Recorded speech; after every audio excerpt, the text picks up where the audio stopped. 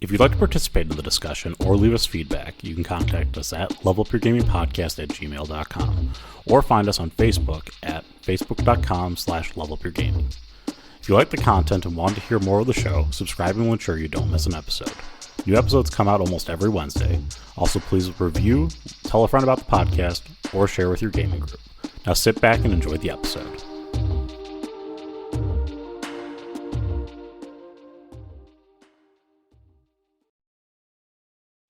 Welcome into the Level Up Gaming Podcast. My name is Aaron, and joining me again, I have Josh. Josh, how are you doing today? You know, I'm doing pretty good. Went away for the weekend, drank some wine.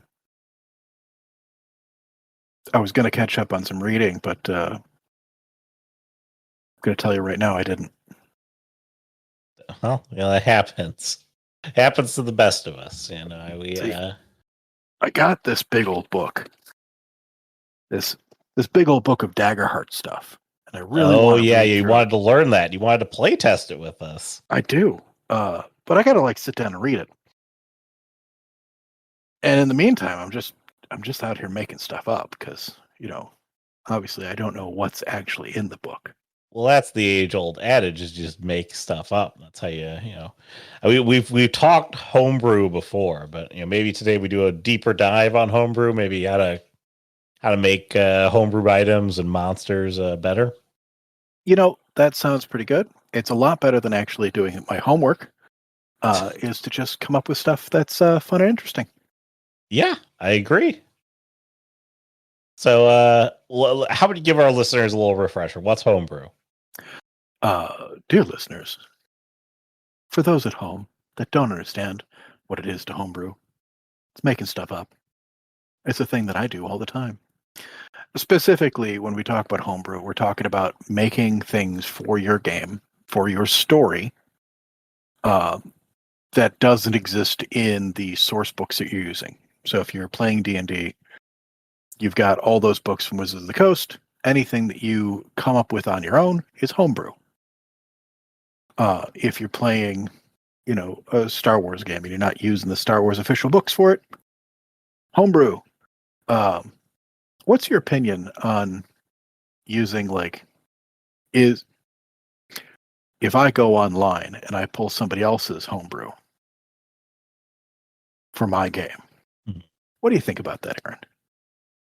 Is that still homebrew, or is that just an additional source? I mean, it's homebrew adjacent. I mean, it clearly is. Somebody decided to create a set of rules, and then you've decided to adopt them yourselves. It's the reason why there's a community of people who are out there. It's the reason why you listen to us. That's the reason why you consume other media that has people who have gamed in it, because you want to learn how they interact with rules, or how they interpret rules, or how they create different rules, or if you go to what was it? Is it D&D Beyond or D&D 1?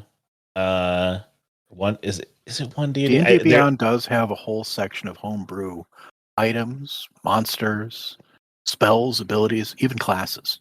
It's D&D Beyond that I'm thinking of, where you can look up all the magic items, and you can get the official magic items, or the homebrew items that people have created and decided to upload there. One of the things I do like about that is that they do have them in ranked. You can say this magic item is good, or this magic item is trash. And yes. Same thing with classes, spells, and abilities. And some of those terrible stuff, they are really quite funny in how terrible they are. But in general, I think, the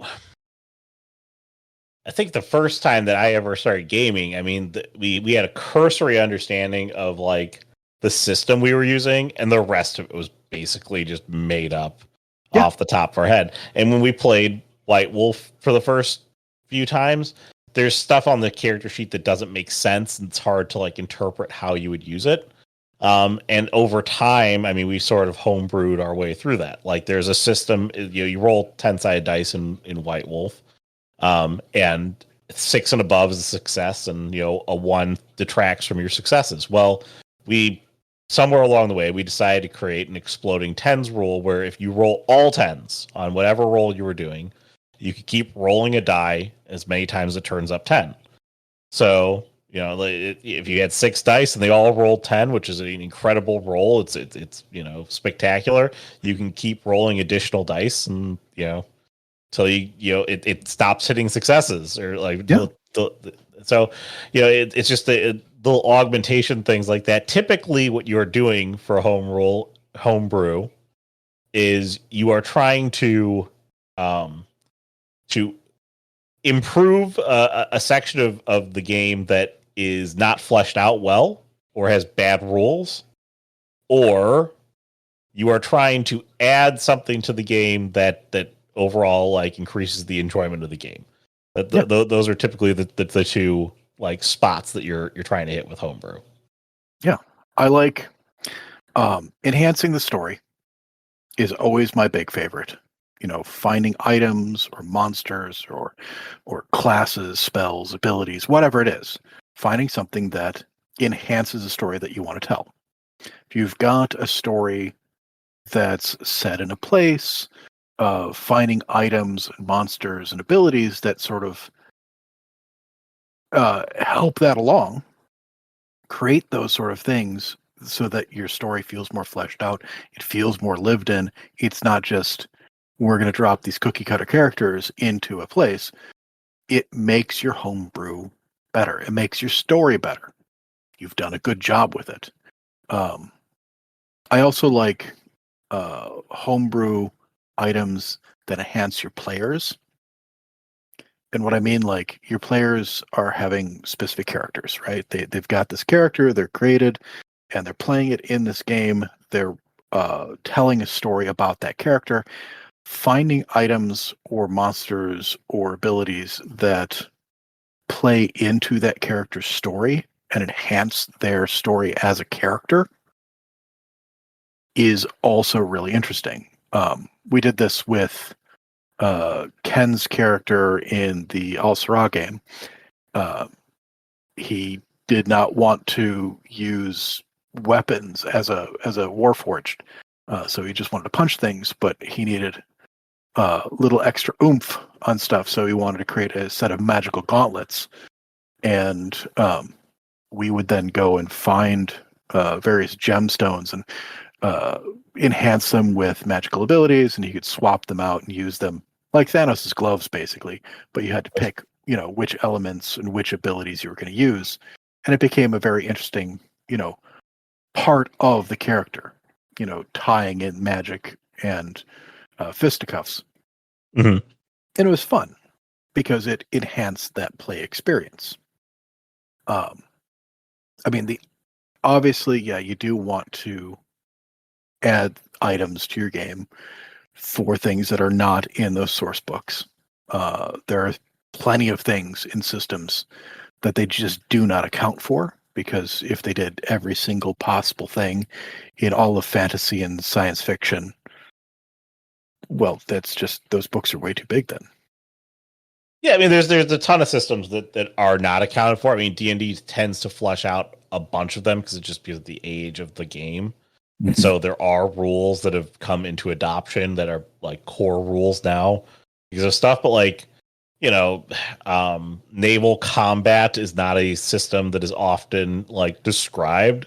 And so, you might need to think about like, okay, well, how do I homebrew this, or how do I adapt somebody else's system to this? And the other thing too is you tend to homebrew a lot of stuff that like it's really tough to do with like power sets. It's a lot easier to do with like items, like the magic items or something like that. Like it tends to be easier to have a very limited scope as to what you're homebrewing to enhance your players. We've tried so many times to do like enhancing with power sets, and it's just kind of funky, like, because it's hard to imagine how does it like escalate, sort of, and like Yes. you don't necessarily think about like how the power gets stronger as time goes on. So those things tend to be a little bit harder and more esoteric, but they also add a lot of depth to your game, especially if there's story reasons or theoretical reasons for why something might exist within your world. Yeah. So, I think, that sort of leads into my point about the horrors of homebrew. things you got to watch out for when you're homebrewing is that if you are making a new player ability, well, if you don't balance it right, it could be well out of balance. It could be either way too broken that it sort of trivializes all other abilities, all other functions, especially in the long run. You think about things now, and you're like, oh, it does this and this and this. But as you add in additional abilities, as players get more powerful, the storyline goes on, other things get added to it, it could become obnoxiously broken. D&D is not a good example for this because once you get to a certain level, all characters are obnoxiously broken and way too powerful, and it just becomes sort of crazy. But it could be the other way as well. You could make something too difficult for your players. If you're homebrewing monsters, and this has happened a number of times, is you could make something that looks on paper reasonable, and then it goes up against your players who have no way to deal with that, or it just up and kills everybody, and you're like, that was supposed to be a grunt and nothing. And there is always that concern when you're trying this out for the first time. The only other real concern you might have with homebrew is completely useless things. You thought it was going to be interesting. You thought it was going to be fun. It doesn't do anything, or it doesn't do what you intended it to. And that's really on you. Yeah, again, you're right with all those pieces that you hit on there. Creatures, man, I've tried homebrew creatures a time or two before, and they just never come out quite right. I mean, like, to that aspect of homebrewing something, you need to really look at how the core rule book and the core rules like balance things, and understand the nuances to like what it means to add game balance. Like, adding homebrew well is to be balanced within your game overall.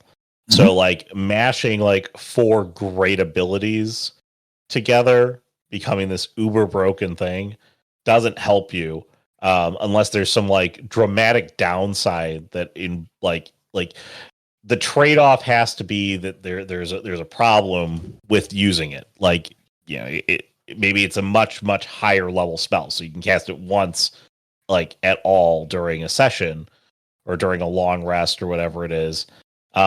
Or you've given your players this just godly sword weapon thing, but you could always have something where it's brittle and it's easily broken, and you're always basically chancing it when you use it. So like, it's very, very strong, but it's very, very easy to destroy.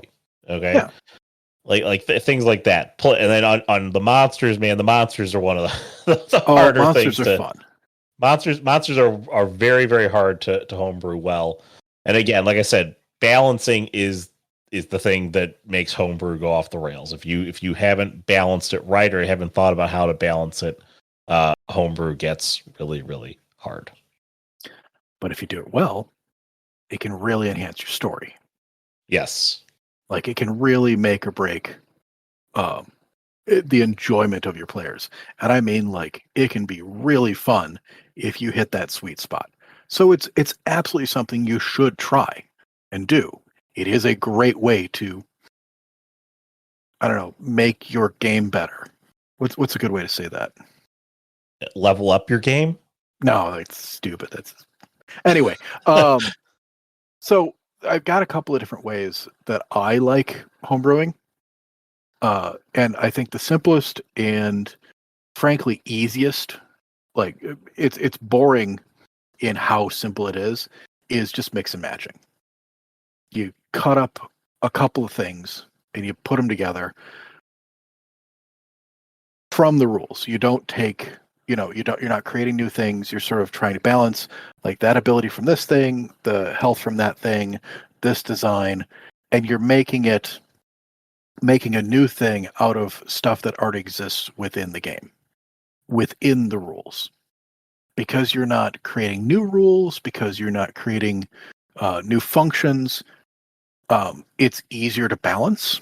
You might need to change the strength of things up or down, but at that point, you're just sort of using rules that already exist to make something new.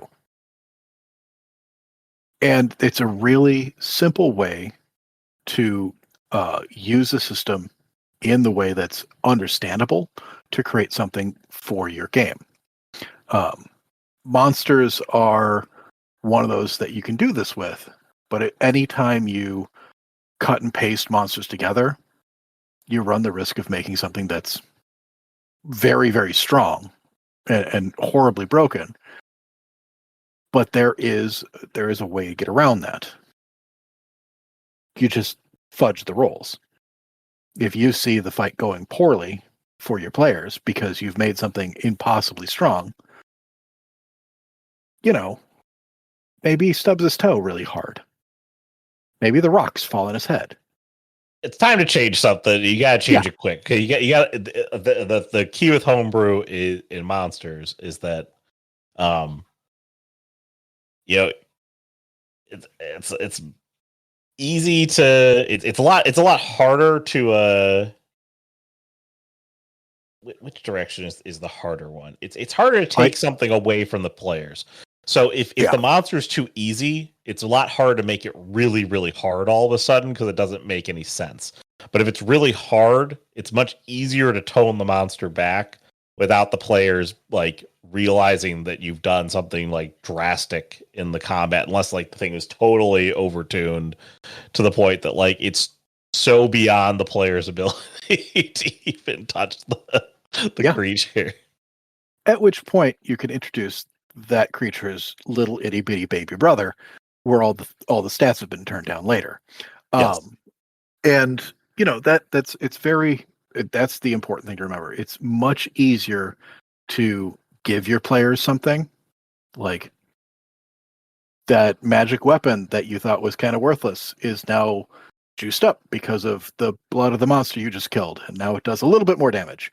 Or that monster is slightly weaker because of, I don't know, the environmental reasons, Yes. Whatever it is. So with the mix and match approach, with any of the homebrew things, it's always easier to give your player something than to take it away. You don't have a weapon that suddenly becomes weaker unless you've built that in. You don't have an enemy that suddenly becomes stronger unless you've got a good reason for it. To that, mix and match. On the flip side of that, though, I do want to put the little caveat addendum. Okay, if you're going to have them fight multiple monsters, okay, you want to start less and add more to increase the difficulty. You can't subtract those. That's a different mathematical problem. Well, I mean, yeah, you could have some leave the situation, but if they are there to kill you, they're probably not going to leave without it being completely obvious that you're like, and 5 of them decide to flee the area. Okay. Yes. The mix and match approach can be boring though. If you've got like a fireball that's been retuned to look like an ice ball, but does the exact same damage. Yeah, it's thematically interesting, but it's not like an interesting item or an interesting spell. If you've got, a werewolf that is now a werecat, but all the stats are the same, no, it's not interesting. You've got to give it something to make it more themed, to make it more like the thing that you're trying to do. Just changing weapon stats around just means you're rolling different dice. It doesn't give it any interest or make it useful. So mix and match is great for like your the detritus, the standard stuff, the things that aren't, fancy parts of your game. They are things that help your game go along to match the style or the area of the game, but they're not those things that are going to stand out to your players as much. For that, I like to tie that theme or the story into the mechanics of the homebrew. Yeah, So again, this is typically where homebrews are born. So like beyond there's a core set of homebrew stuff that you might do because of the length of the game you play, or because of like the play styles of your players and things that you just don't like in the system. So you might develop like these are the core homebrew rules, but you might be playing a game that's more thematically approached. And if you like go back to our episode on the campaign frames, talking about that, campaign frames specifically talk about like homebrew rules for that campaign. Okay. And this is where you'd be able to actually tie in rules for your campaign. So like, for example, in our game that we're playing right now, Jared's trying a couple things in this story alone. Okay.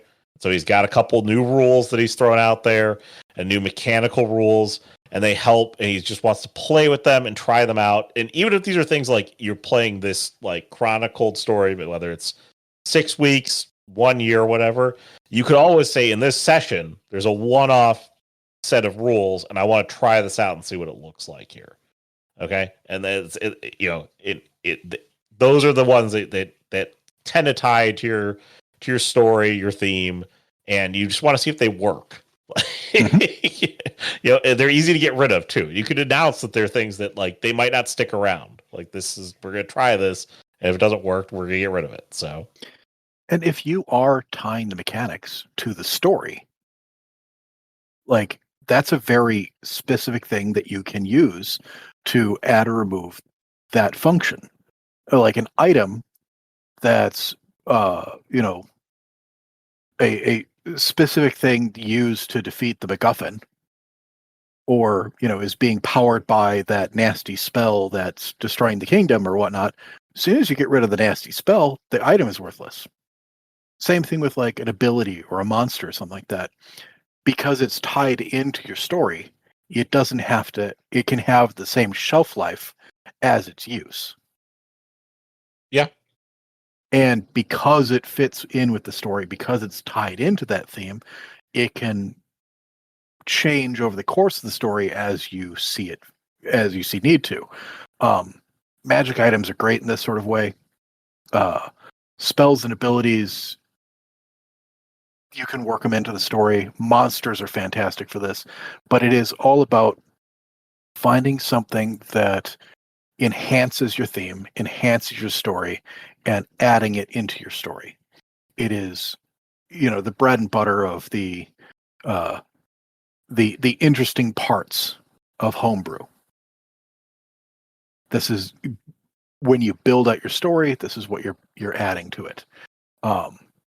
You can take things like in the mix and match approach, where you take monsters or items that already exist within the rules, and then you add in your own special features. You twist them. You give them the flavor of the story that you're telling. We did this a bunch in the Al-Sirah game. I've done this in the Cyberpunk games. And it's always fun to, because of the story you're telling, you can then give a reason for these items, give a reason for these weapons or these monsters to exist, because it matches what the story you're telling is, even if it doesn't seem like something that would normally be in that sort of story. Yeah, no, I mean, and that I don't have much more to add. So there's one last type of homebrew that I like doing also, which is just weird stuff. Just like weird stuff tends to be, I mean, in my opinion, like I like weird in games as well. There's silly homebrews. A lot of homebrew stuff tends to derive, or a lot of stuff in our games, I should say. I'm not going to generalize this to everybody. Tends to arise because something silly happened in the game.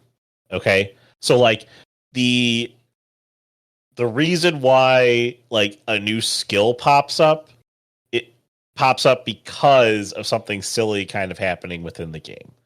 So like for example, in the White Wolf game we were playing, one of our investigators early on we had a story that was took place in Minnesota in the winter. Okay? And the character was from a place where it never snowed. Okay. And he decided to drive the car behind the wheel, and we gave him a skill called Southern Snow Driving. Okay. That he was able to buy. So like these are kind of silly things that are weird. Will he ever be able to use the skill again? I don't know, but it's something that he wanted to be able to do within the games. Yeah. Well, and I like, weird stuff where it's like it's a joke and it doesn't even have to happen. Yes, when it happens in game, that's great. When it happens around the table, that's also really funny. Yes. We're not gaming yet. A joke happens. We're making fun of each other. We're having a good time. Like you do. Yep. And so you embrace that. And now you've got the butter knife of unending butteringness, and it's a dumb item. It doesn't do anything other than you don't need butter, and you can spread butter on anything with this butter knife. But it's a butter knife, and you get just as much butter as you could spread with a butter knife. So it's not like it's like a really weak grease, but it's really better for butter. What's really interesting is so even with the weird items like the butter knife of unending butterness, okay, you have to be careful about giving somebody an item like this because you never know when somebody's going to think this is a great item and I'm going to do a lot of really fun things with it, and they continuously use it. Which is fantastic. That's part of the fun here. Like, yes. Should you hand these things out willy-nilly? No. Should you hand them out in your games? Absolutely. Understand that if you do this wrong, it will break your game. Yes. Yeah, sure.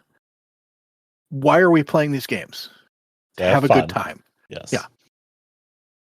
Do you hand out the never-ending butter knife of butteriness in your grim dark fantasy where everything is going to be super grim all the time? No, probably no. not. It doesn't fit there thematically. It doesn't fit. Again, go ahead. Yeah. See the last point. Yeah, if you are having a fun time with space wizards and everybody's having like joke characters, yes, go for it. This is the proper place and time to have that. Weird monsters are difficult, but like weird items and weird abilities are fantastic. I suppose you could do weird monsters, but weird monsters, then you need sort of a reason for them, and then that just becomes tying it back to the theme, and I don't know where that goes.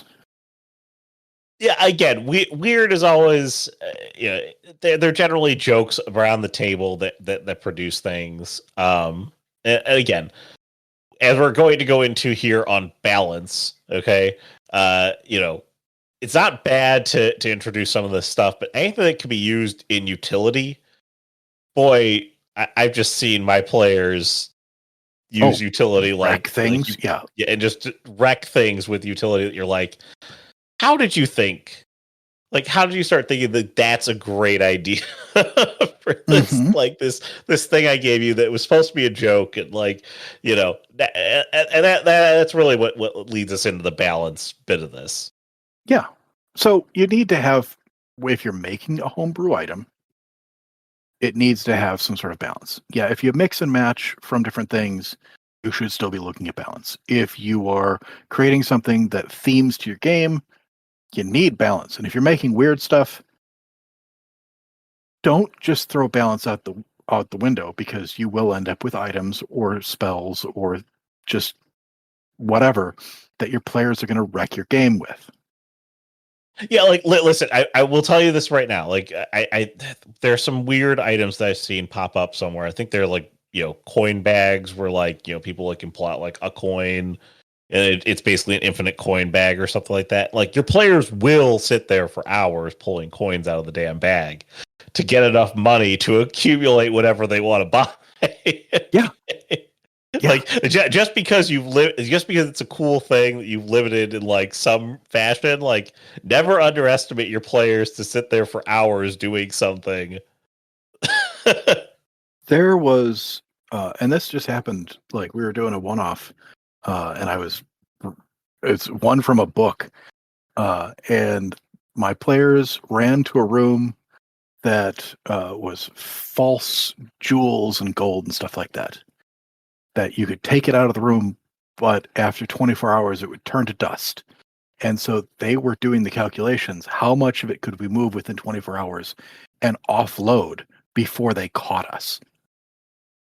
Because that's what your players will do. They will try and figure out how to break your game.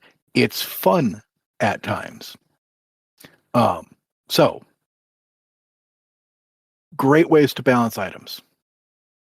Give them a time limit. Like it will last X number of uses. You can only use it this many times per day. It only lasts for this long in game. Any of those things are fantastic ways to balance an item. If you have an unending bag of coins, have it so that you can only pull as many coins from it per day as I don't know, fingernails that you've got left. And every time you pull one, you lose a fingernail. Wait, that goes in the second point. Just curses. But like you need to have having a time limit on an item is a great way to limit its uses. Remember, it's easier to give your players something than it is to take away. So if you have, an extreme limited number of uses, they use it, they like it, you can see it's working, you can always add more uses to it later rather than take away their uses. Yeah.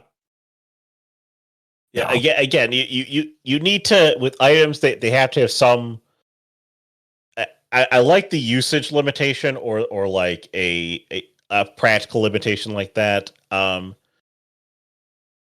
never played with curses, so I can't really chime in on like what that would do to an item, obviously. But like you could also, like, let's say you don't have like a hard limit on it, like overuse of an item could curse it.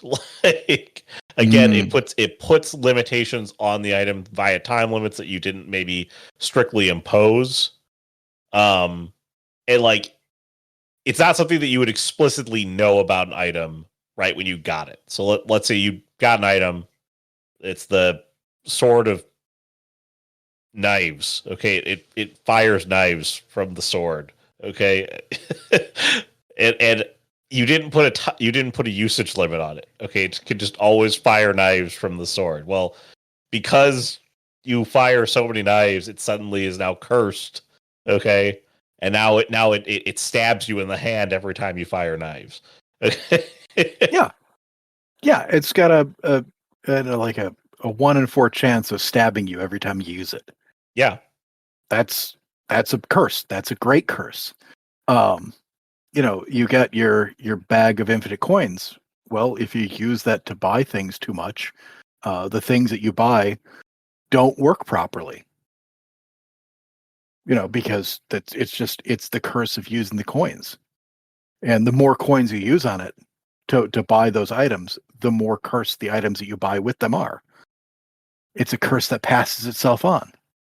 You use it to buy you and all your friends food at the pub. Everybody gets horribly sick within 12 hours.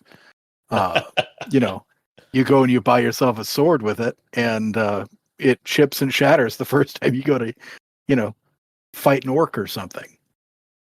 It could be very fun. Curses are a great way to, I've really screwed myself on this item. And now they get to find out there's a curse. It's that thing that they don't know about. It's not necessarily something that, the players know when they first use an item. Or, like Aaron says, it's something that can be built up to from overuse. Yes. So it's a you can add it as a limitation later on to an item that perhaps you didn't limit well enough at the start. Yeah. Again, it's a good additive. It's a good additive measure to something that is not like, it doesn't mean the item can't be used anymore. Doesn't brick the item. It just makes the item more chaotic to you. And honestly, that can be really fun story-wise as well, because now you've got to figure, like, can this thing be used in this sort of way? What's going on? If you create an item with a curse to begin with, once again, it's go big on the curse and sort of maybe bring it back a little bit. When you figure out the proper balance for it, it's easier to give your players something than take it away. If you're adding a curse to an item afterwards, ramp it up slowly, because if you go from, hey, this sword that fires knives is really cool, to, oh, it's stabbing me constantly and I'm dying, that sucks. But like, if it slowly starts to stab you and then gets worse with each additional use, well, now the players think it's their fault rather than yours. Yes. Yeah. And we've talked a lot about little balancing things here. I added it to the hopper while we're talking here. We have to talk about game adjustments, like the right way, like some core rules around it. So we'll talk about that another time. That is a great thing to talk about. I've also got equipment requirements on items. And I think that, if you're creating an item from scratch, you're making an item for, like, that's centered around, say, like a wizard's abilities, right? And you've balanced it around a wizard. You've got its function is around a wizard. It's designed to work with a wizard. And you put it in the game, and not thinking about it, the wizard hands it over to the barbarian, and now it is a broken item that has ruined your game. You should think about that. You should think about that. You should think about it right now. And you should put on needs X to work. I was just thinking of one of your embrace the weird ones, like requires you to recite a haiku every time you attack. You know what? But it'll always smite your enemy. Like, every time you swing the sword of knives, you got to go Stabatha. So, like, I don't know. It could be anything. Again, I like the equipment requirement, something that would be innately not unique to a barbarian. Perhaps it is a stat requirement to effectively wield it. So your sword of brokenness within the hands of a barbarian only can be broken if that barbarian has a charisma of 20. Yeah. You have to go on a quest to woo the sword. Whatever the sword it of the handsome, can only be used. It parts hair as well as it parts people from their lives. I think, with any sort of equipment requirement, just think about who's going to use it, what's going to be used for, and what things, like combinations of things, would make it broken. And keep those in mind with your equipment requirements. So if you've got, a magic ring of being a better wizard, make it so they have to be a wizard to carry it. Because you throw wizard stuff onto a barbarian and you've got something really broken. And, vice versa. The brutal doom belt of beating people up with your eyebrows is not something you want to give to the bard. Because he's got big fluffy eyebrows.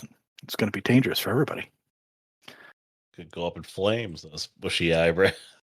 How about monsters? We've talked a lot about balancing monsters. I think, we've talked about, make them strong and then dumb them down so your players think they're doing a good job.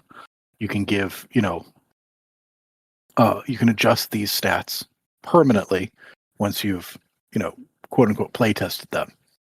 You introduce your players to a monster for the first time. It may not go really well. Just understand that it's going to happen. And then you adjust it appropriately for the next time you use that monster. I think also the first time you use it, you should have, and I think this is important for any of your games, give your players an out. Give them a way to escape an encounter that isn't just like, you got to murder this guy or you're dead. There should be options. Yes. It's more interesting. It's a better storytelling technique. It's not just putting roadblocks in front of your players. Giving your players outs in a lot of situations, anything that you homebrew, you really, really need to have an escape hatch and out. This is like the adding the curse over time to your weapon. Okay, if you didn't have one originally, that would be the effect of, like, that's the equivalent here in monsters, is that your monsters need to have a reason to, like, have a compelling reason to either retreat, or your players can force the monster into retreat in some fashion. Okay, whether that be, like the monster's scared of lightning, I don't know. Okay, you somehow are able to figure that out, or a storm rolls in and the monster flees. Okay, like there's ways that you can get out of bad situations that don't feel. The key to giving outs is they can't feel totally unearned. Okay, that's the key to anything that you adjust on the fly. We talked about the roles and, like, overpower monster and how to kind of tone that down, but a lot of it is about making it not feel totally unearned, like you just had the monster leave, because it doesn't make sense, and your players then feel cheated. Yeah. The last thing I want to balance is spells, abilities, and classes.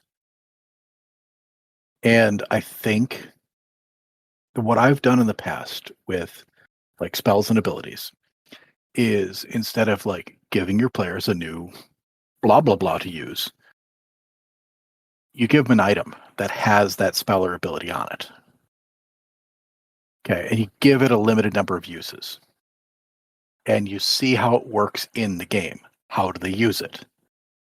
If it works, maybe they can learn how to do that. And I think that's a really great way to sort of play test it in a way that your players feel like they've earned a thing, like they've come across something, they're figuring out how to use it, they figure out how to do it on their own, the item fails, and now you've adjusted their ability to match, what actually works in your game without having to be, Are you telling the player the number of uses they have of the specific item? Oh, that's always good. Yeah. Well, because, like, so here's the thing. Like, you could. I work with a lot of cautious players, so if I give them a limited resource, they're gonna hold it like they're holding, like, the most important card in their hand until, like, the absolute must use it moment, basically. Mm-hmm. Okay. And I almost feel like with something like this, you don't want to tell them how many uses they get. I'm not saying that, like, be stingy with the number of uses, but, perhaps it's you let it go, like, okay, I'm gonna definitely let them use it 4 times unhindered. Okay. And then I'm going to then maybe, randomize, like, okay, I'm gonna roll like a 20-sided die, and if I roll a 1, it breaks, or, like, the item runs out of uses. The reason why I say, like, do you want to keep that from your player is because I don't want them to feel like they shouldn't use the thing. I want them to use it against the mooks and, like, whatever enemy we have. I want them to use it a lot so I can understand how it's going to work mechanically against something that's much stronger. Well, I think the easy way to deal with that concern is that it's not you give it a limited number of uses, as in you can use it X number of times per day or per encounter or whatever. But you could say that, you find this ring of the awesome spell that you asked me to make for this game, but its power seems to be waning. It can be used right now, but within a number of days, the function will have left the thing. And so you give them a time limit. It's fully functional, but after a period of time, it will stop working. So now you've, instead of created a resource that you hoard, it is a resource that is scarce, that needs to be used now or it will never be used. And it pushes them into a sense of urgency. And they get to use it then, and you get to see how it works. I do like the idea of giving them something that's more finite, though, before you incorporate a core spell or ability into the game. Well, I've done that before, and it's just easier because you can see like, oh, this is drastically underpowered, or this is drastically overpowered. So when you build the actual spell or item or ability into the game for the player, they've learned to do it better, or they've, it's been adjusted. Like, that was an ancient magical artifact, and you can't possibly wield that sort of magic within your own body. It's faded now, but you do know the basics of it and can do a more reasonable version of that. And so, you can use that as part of your story to balance it, make it interesting, and keep it along with the theme. The only one that is difficult to do is classes. If you're going to do like a subclass or, a core function and a whole layout of abilities and spells, they're really cool to do for a themed game. You've got a game in the desert, you make a bunch of desert classes. You got a one on the sea, you make a bunch of, seafaring classes or under the water classes. A class is so much harder, though. Like you're multiplying the level of complexity. Oh, you think about everything that's in this game, everything that's been on this list, everything we've talked about here. To create your own class is so hard. It is the pinnacle. Like, you have to have mastered all the other things we've talked about and are able to do them well before you should be building classes. If you want to start with a class, the mix and match is the best thing to start with. And this is the part where, we've tried back and forth on how much information are you giving your players on, what the function is, or what changes you're making to balance it as a game progresses. If you're doing a class for the first time, this is going to be straight up, hey, before you choose that thing, I'm going to let you know right now, player, my favorite player, who's picking the custom thing that I threw in the game just for you, player.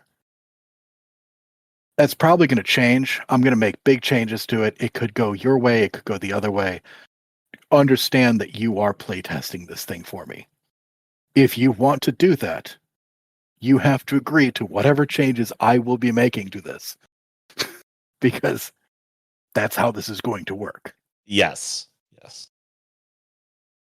And then, it's very fun because then you've incorporated this other person into balancing it.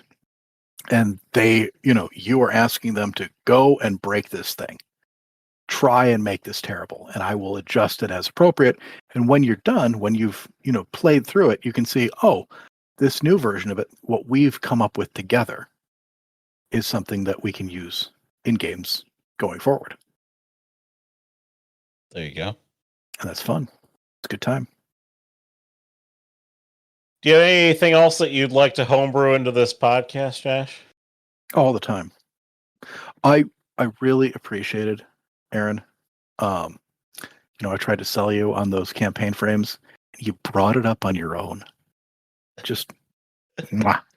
Wonderful. Love It's that. a callback to the old episode. You know, you can just No, you've embraced thank it. Thank me for being such a wonderful co-host here on the podcast and be able to call back that old episode. You can just go back a couple weeks, listen to some Dagger Frames campaign frames. Okay, let Josh tell you on it. Okay. Uh-huh. Now I just have to read the book so I know what I'm actually talking about there, as opposed to just making it up. Excellent. If you have any thoughts on homebrew items and monsters, how you like to homebrew, let us know. levelupyourgamingpodcast@gmail.com or facebook.com/levelupyourgaming. The podcast is also on YouTube, so you can smash the like button there, subscribe there, or get it on your favorite podcasting site. That's the true medium that we always go with there. Review it, recommend it to a friend, all those good things.